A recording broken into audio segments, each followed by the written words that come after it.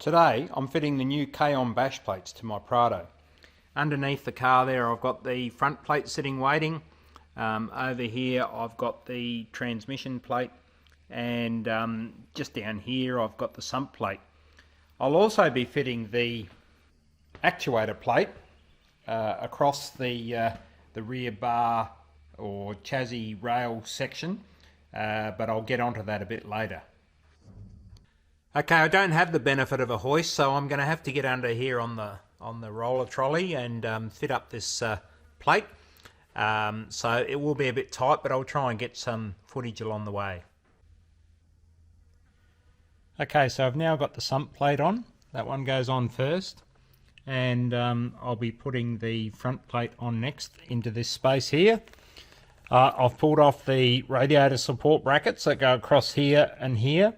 And the new guard will go across in this area just here. Okay, I've now fitted the front part of the bash plate, and you can see the ARB undercover plate has matched up perfectly with the holes in the KAON front plate, and it also matches back with the sump plate.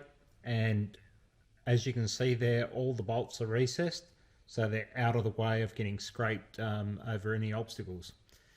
Okay, now it's to put the rear transmission guard on before I get onto the actuator guard. Okay, well, job done. You can see the actuator guard in place there, and then going down along the car you can see the transmission case cover, the sump cover, and you can't quite see the front cover, but anyway, job done.